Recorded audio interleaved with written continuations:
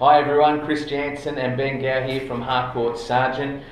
Today we're just wanting to start communicating to the open real estate community each and every week, just to share with you some common questions and particulars that we run into every week, whether you're a vendor, a seller, a buyer, developer, whatever it may be. So each week it's just going to be some general information to cover off some common topics that we deal with each and every day actively in the marketplace. So today, Ben is actually going to be interviewing me and asking me the questions around building inspection. So today's video and topic's more so going to be supportive of if you're looking to purchase a property and what it means for you if you wish to forego a building and or pest inspection.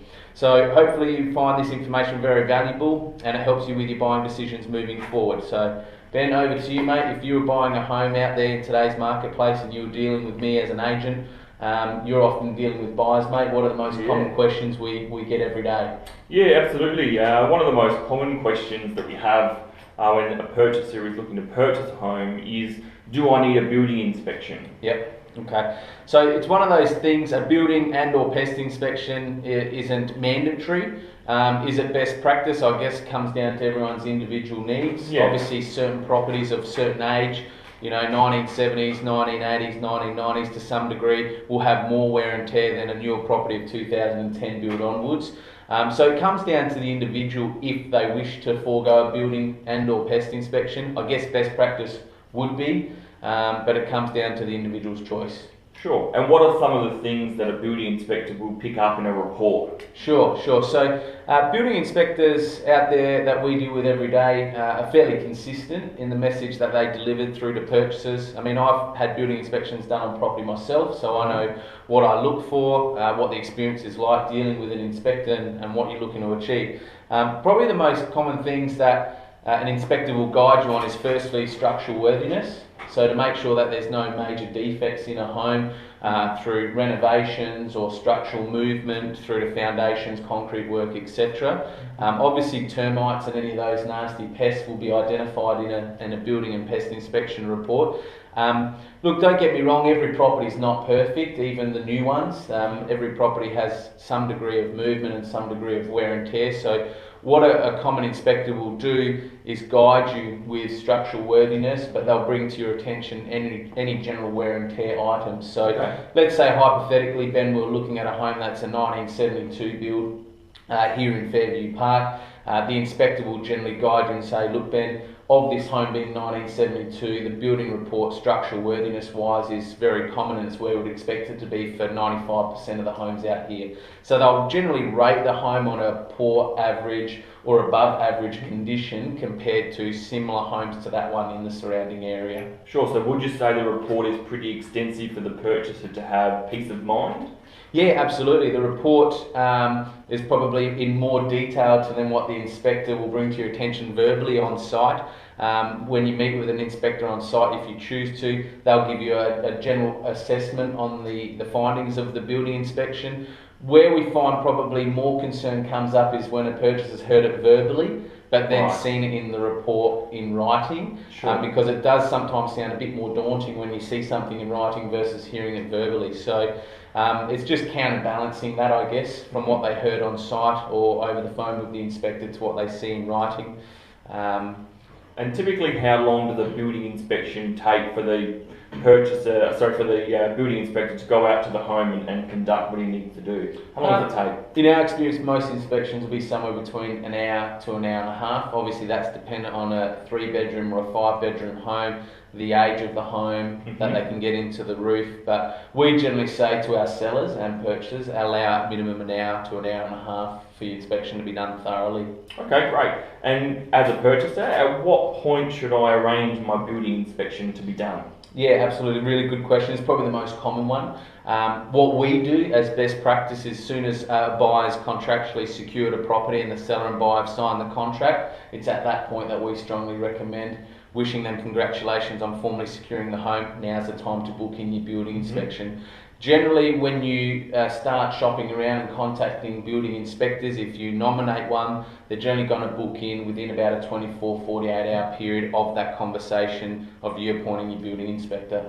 Okay, excellent, fantastic. So the building inspection is within my cooling off period, so I do have time to look at the report. I do have time to, I suppose, understand what exactly needs to be done at the home. So the building inspection is done during my cooling off period, so I have the option to cool off should I wish. Look, I guess there's a huge misconception out in the marketplace today with when doing contracts. A lot of people will actually want stipulated in the contract that it's subject to a satisfactory building and/or pest inspection. I use that terminology very loosely, satisfactory.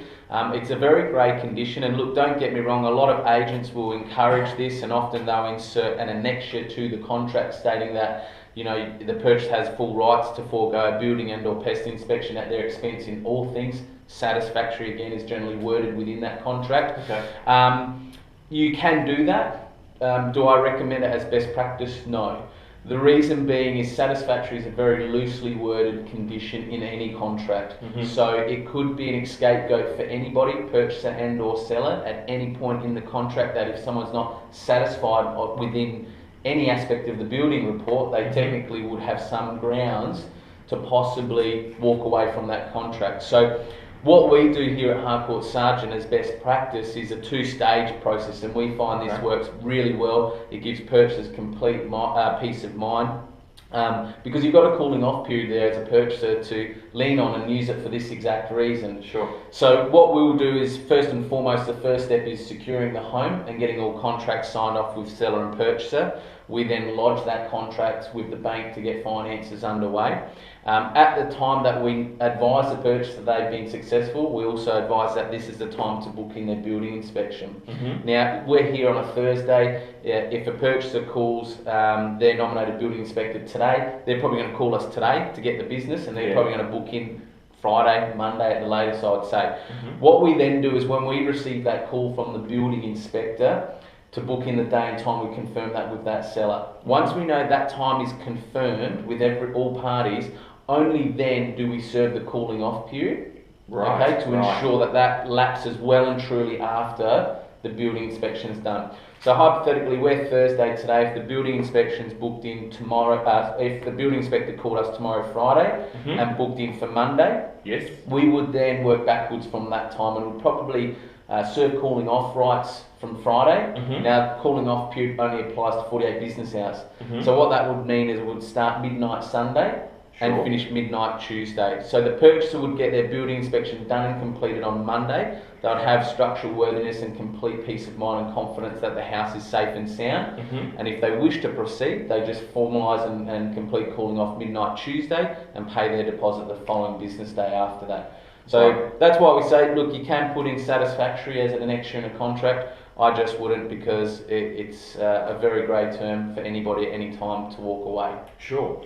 All right, well, just one simple last question is a question that I get a lot out in the marketplace by potential purchasers, is which is the best building inspector and how much do they charge? Yeah, okay. Look, I've got a building inspector I use myself personally, so I guess I'm a bit biased in that regards. We as agents can't be seen to influencing a particular inspector or inspection company. So every purchase has their right to go with whoever they're comfortable with. In terms of costings, you're probably going to find it somewhere between $450 to $600 is generally the norm and the range of what we experience. However, that does vary. What we do here in the northeastern of Adelaide is that we find there's about half a dozen common building inspectors. These guys seem to come up very frequently because they reside, they work, and they live in our local area, and they're very popular with a lot of buyers out there, and the feedback we've had has been, exceptional. So what we do is we will give a buyer a list of those 6 inspectors, and they can go and shop them, get quotes, and go with whoever they're comfortable, and then appoint their inspecting building inspector at that time. Sure.